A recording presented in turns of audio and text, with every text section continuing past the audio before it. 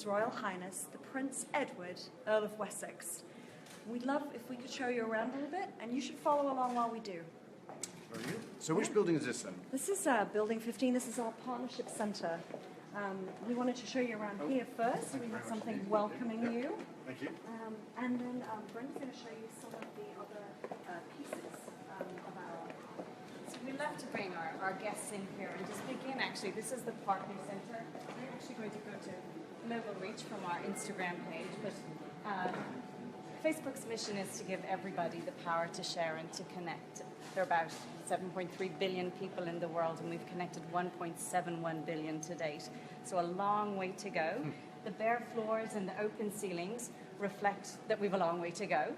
And so our unfinished work, you'll see posters around campus that say 1% done. But as we look at the connectivity, I would welcome, actually, if I can get there, I would love to bring up that the UK, in the UK... Do you mean not the British Isles? With the, we separate out geographically. Just a little bit. There's last leading questions on Facebook Lives. But we are delighted to have 37 million monthly users. Right. And so for the population, about 64 million in the UK. Something frightening like that. Something yes. like that. It's a little more than half, so we're delighted with that. A little bit of a growth opportunity for us, so there's room to grow. But it is fascinating also that of this 1.71 billion that are on Facebook, so many of them are now on mobile phones and mobile devices, and we're seeing the numbers get closer and closer. So where is your highest sort of penetration then? Is it in the States or is it? It depends on how you qualify that. Okay. If you look at a place like Indonesia, right. For those people who are on the internet, we have great penetration. Those people who are on the internet, pretty much they're all, I mean, it's in the high 80 percentages, I believe. However, that doesn't represent the full population of Indonesia. No, so it's actually one of the things, Mark's mission is to give everybody the power to share. So he's looking at ways in which we can connect everybody. So we are actually looking at doing things like an unmanned aerial vehicle, Aquila, which has developed some of the technology that's been worked on in England. So they are looking into creating a solar power plane that will stay aloft for 3 to 6 months above commercial airspace and connect by laser beam internet connectivity and be able to then deploy out over remote places where you can just get to the population area and not have to lay all of that terrestrial infrastructure. Yes. We do have really high penetration in Chile and Canada, of all places. Yeah? Would you care to control the globe for a moment? Give it a spin. So, well, I was going to say. So it works like an iPad, so one finger. Right. Yep. So, oh, I see. So you said, Chile, you said, yeah? Okay. But it's extraordinary. So the lines that you see, these represent 0.0001% of the connectivity. We used to say that people were 6 degrees separated. It was 6 degrees between me and anybody else. It's now 3.5. And personally, I attribute a lot of that to social media, not just Facebook, but many of the ways that the world is now digitally connected. So if we showed all the connections, it would be a lovely blur. Of course. So that's quite an interesting statistic, isn't it? Really, that one. So there's a higher proportion of visitors to Facebook than there are actually. I think are actually on the net. Right. So that's great. For many now, it's an entry point. Facebook's such an entry point for internet usage. It's particularly true in Asia. And is that still the case? Because that's always the challenge. Is how you reach the next generation. I mean, we feel there are barriers to entry, everything from connectivity to awareness. What does the internet do for you? And so we have programs like Free Basics with internet.org, bringing internet connectivity to places that don't traditionally have it, where it is very expensive, so that we provide it for free in conjunction with governments, and bringing e-government services, health services, women's health services, weather information. So in agricultural areas, the content is beginning to drive it now, isn't it? Yeah. It's if you've got the connectivity, all well and good, but what does it deliver? What's that content? Yeah. So that's it's a real shift. We're very excited to see people coming to Facebook for more than just connections between friends and family, but also to find out what's going on in the world, shoals, and that's one of the reasons why it's such a pleasure to have you here. So perhaps we can get some advice from you on how to do that. Well, I don't know. That's what's trending currently. Just So trending is pulled from Facebook, and not everybody associates us with hashtags, but we do have hashtags. Yep. And you can, the larger the font, the more people are talking about that particular topic. I don't know, is there one that's of interest? This is worldwide right now, yeah? This is actually not. This is US. Okay. This is Okay. US. Yes. Yep. So if I tap on one that's large, it takes a moment to load. Monday's always the same. Do you know that lunch, the hashtag lunch, trends every day on Facebook at lunchtime? Every day, a trending topic. So, We may be technologically challenged in this moment. I know, you can see that the world isn't really happy that it's Monday. Yes. so But it does show a wide array. Maybe I'll try one other and see if for some reason. Oops. But typically you can get a breakdown, which is in aggregate, of the number of people who are talking about the topic, so a general number, and then by gender. And so depending on what it is on different days, you might find that there's a subject that's particularly of interest to the men in the world as opposed to the women. And these are tools that can be used on Facebook. So when you have an official Facebook presence, it's possible to look online and see who are the people who are following you, and if you have a particular message, to be able to direct it to them and know to whom it is that you're directing a message. Yep. But I wanted to bring you over to our Write Something wall. We have a tradition at Facebook to write on the walls. Not that my memory would ever have that, but Fred and I both have been here a long time writing on the walls. to have a pen in my pocket. And What a we surprise. hoped that I know that we might invite you to. So this gets cleaned up every And month, that is it? is I thought somewhere around here might be a good spot. But there are all kinds of things up here. It's a tradition because Facebook started as the wall. So we wrote on our Facebook walls, and so we continue to write on the wall, although this one is a little more physical. Yep. So, would you, may I invite you? Do you have So do I have a thought? Right. Okay. do you have an email? Well, I'm going to try and find a space. Oh, If we had Matt with us, he could do it on the roofs. I know nobody else would be able to read it, would they? So, That's true.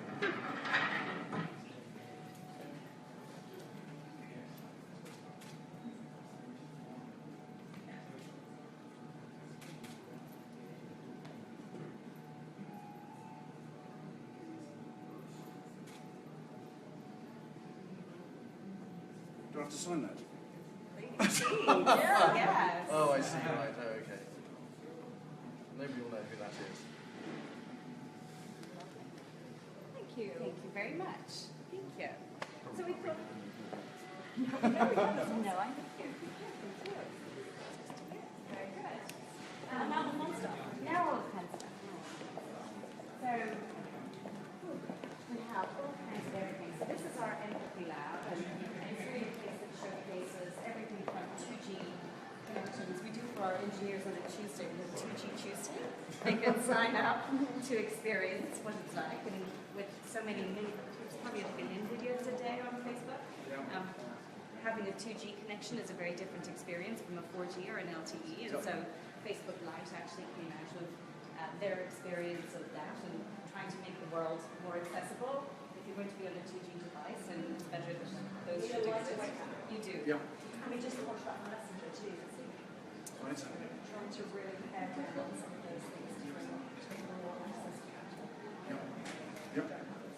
So yes, our empathy is really important. Yeah. Empathy and accessibility is a very extensive. So we like products, the eye tracker device, using artificial intelligence that exists already in many platforms. We can have a computer read the caption of a post, a Facebook post to you. Yep. And we're working on things where there is photo recognition. So you can train the computer to recognize patterns of pixels. And so they'll recognize it's a child in the photo, it's His Royal Highness in the photo, it's a beach scene in the photo, and they can tell you it's an umbrella, which to me is extraordinary, because these are dots of color. Yeah. But This has been incredibly useful for some of our blind users, and who perhaps don't know what to photo voice and AI to tell them what's in the photo so that they can enjoy it and listen to the comments. So then as we move along the display, there are some of the ways that with the platform that has such reach, it's been wonderful really at the ideas that have come up from our employees and from around the world. Everything from missing child alerts, so we know that if we can find somebody within 24 hours, the chances of finding them in the hall is so much greater. So we have Amber alerts here in the States. We used to donate Safety Check, which is something that came about after the Japanese tsunami and now is a community launched Safety Check, which sadly has more use than we'd like to see, but it's a great thing to have. And then we kind of touched on a little bit earlier, some of the other ways that we're looking at connectivity. So could you be quite We work, the British government work quite closely actually. It was one of the first tools that we used when I was in our crisis management world in terms of locating people after an earthquake or after there being some sort of natural disaster. It's been a great support for us, and it's one of the messages we actually put out from the British government when something has happened, to tell people who are fine to contact their friends and family through social media to say, we're fine, you don't need to worry about us. That allows us to really concentrate our efforts on those who are genuinely in distress and need our help. So it's been a great support, and one of the things that we work very closely with right from the outset of that product. So, Thank you. So and then finally, we also, it's actually our open control. I have a sad story. So when somebody passes away, now that everybody has a digital footprint, you can either choose to delete your account or you could choose to have that live on, and you can assign a legacy administrator, if you like. You can memorialize your account. So I have a nephew who passed away at 22 years ago. Yeah, and it's, but it's wonderful actually to have his page still. So on his birthday that was just recently, all of his friends post. So there's ways in which, it's just a wonderful thing. It's a very comforting thing for many people. Well, it's quite something to do too. That's exactly that. When they're thinking of somebody.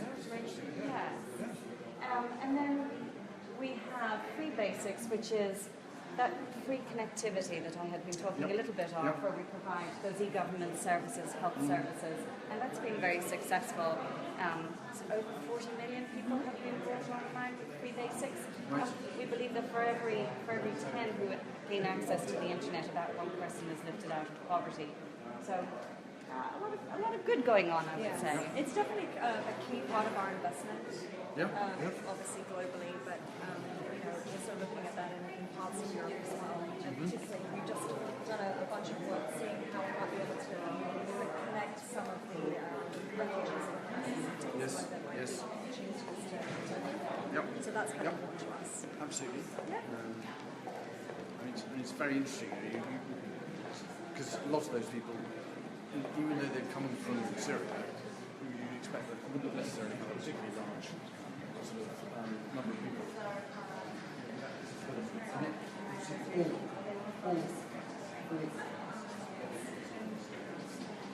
we thought this might be a fun pit stop. So this is Jessie the Pacer. Jessie the Pacer it's a 1977 AMC Pacer. It's an iconic car in America, I'm told. And we had two Instagrammers. Instagram is in the family of Facebook, and actually there's over 500 million people on Instagram, which is extraordinary again, such a young company. But two Instagrammers stopped by on a road trip, and they said they were going to go around America taking photographs, and thought, what a brilliant idea. We should sponsor that. We should help with that. So we provided Jessie the Pacer, and they went around. They took this beautiful collage of the photos. There's many albums, and then they came home. They came back, and the car sat for a little bit. And thought, we should do something fun with this. So if I may, I would invite you to sit in. Sort of interest. We have adjusted the inside, and you can't drive over. I was going to say yes. So evidently that wasn't the secret they were using. No. Because it didn't fit. It didn't fit. And it makes it much lovelier that car as well. Poor Jessie the Pacer. Jessie the Pacer, a 1977 car, they were. So how far did they go? They actually went back to the side. They went across the side. So just across the country. Just across the country. No, I believe it was like 25,000 miles. Just trying to work out which. They didn't quite last. So you get in quite last. It's a digging water. They're really so beautiful photographs. But it makes it's a fun little thing, and if you sit in it, you don't have to, of course, at all. But if you sit into it, it does actually have a camera to take a photograph. Oh, Very loud. it is rather loud, isn't it? And we use it, many people take out, there's a whole hashtag. You certainly want a pair of goggles if you're driving it now. You would. A lot of flies in there. To be fair, so they get out the back of it. So let me take you out to our Zen garden. Right.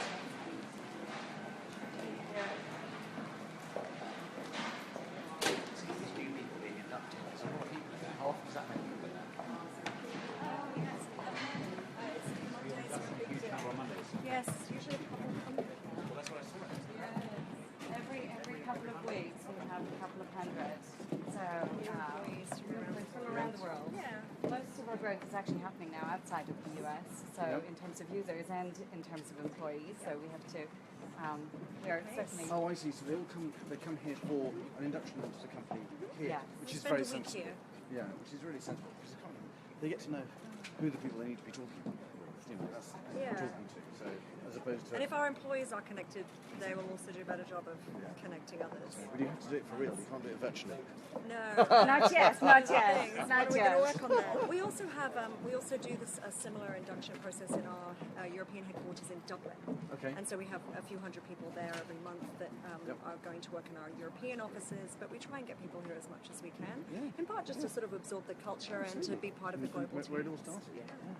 And when did it start? I'm trying to remember. So that's a great segue. So 2004 in a dorm room in Harvard, Mark and some friends decided that they wanted to create a directory of all of their colleagues, their student colleagues. And so they started in February. I'm going to pause this here just for a moment. They started in February. By December, they had reached 1 million people across many universities. And it grew from there. So we're now 12 years old. This is actually our 4th campus. And this used to be Sun Microsystems.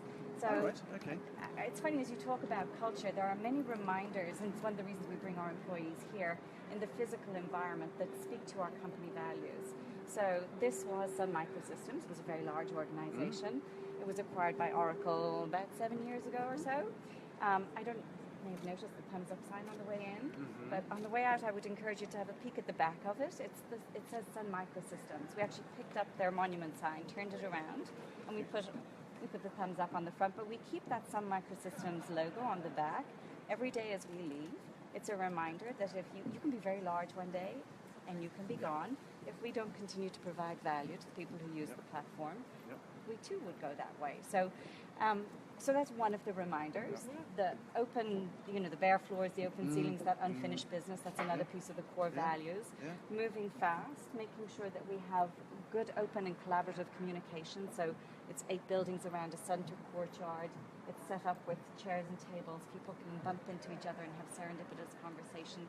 And who knows what will come out of it. Absolutely. I mean, it's that informal space, which is so important everywhere, that where somebody's had a frustrating day trying to deal with something. Have you thought of doing this? We often see people do walking meetings up and down the centre of the yard, which is exactly why it's sort of a track. And we've pulled this through into our other buildings too. So you can walk around on the roof of our other buildings or outside. But the idea being that you can have meetings and conversations just about anywhere. Very good. Very good. So we've gathered some of our employees to take a photo with you. Before we do, probably want to wrap up our live. So thanks for following us around today, and I hope you enjoyed your visit with us. We're going to go do a photo now, but thanks very much everyone, and we'll see you next time. Very good. Goodbye.